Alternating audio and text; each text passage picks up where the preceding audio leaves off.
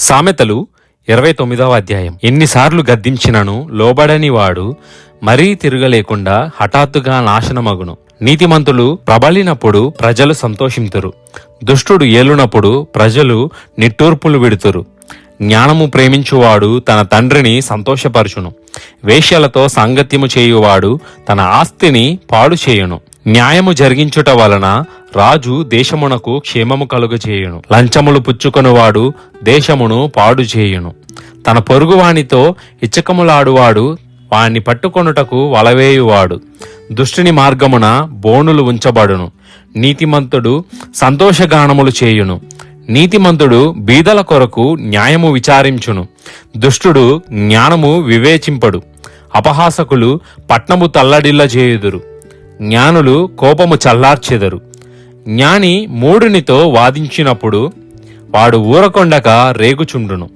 నరహంతకులు నిర్దోషులను ద్వేషించుదురు, అట్టివారు యథార్థవంతుల ప్రాణము తీయజూతురు. బుద్ధిహీనుడు తన కోపమంతా కనపరుచును, జ్ఞానము గలవాడు కోపము అణుచుకొని దానిని చూపకుండును. అబద్ధముల నాలకించు రాజునకు ఉద్యోగస్తులందరూ దుష్టులుగానుందురు, బీదలను వడ్డీకిచ్చువారును కలిసి కొందురు.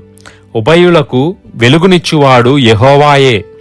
ఏ రాజు దరిద్రులకు సత్యముగా న్యాయము తీర్చునో ఆ రాజు సింహాసనము నిత్యముగా స్థిరపరచబడును. బెత్తమును గద్దింపును జ్ఞానము కలుగజేయును.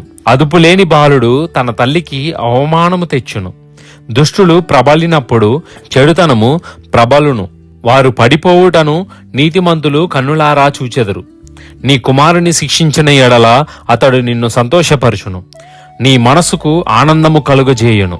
దేవోక్తి లేని ఎడల జనులు కట్టులేక తిరుగుదురు, ధర్మశాస్త్రమును అనుసరించువాడు ధన్యుడు. దాసుడు వాగ్దండన చేత గుణపడడు, తాత్పర్యము తెలుసుకొన్నను వాడు లోబడడు.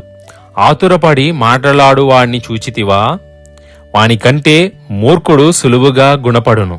ఒకడు తన దాసుణ్ణి చిన్నప్పటి నుండి గారాభముగా పెంచిన ఎడల తుదిని వాడు కుమారుడిగా ఎంచబడును.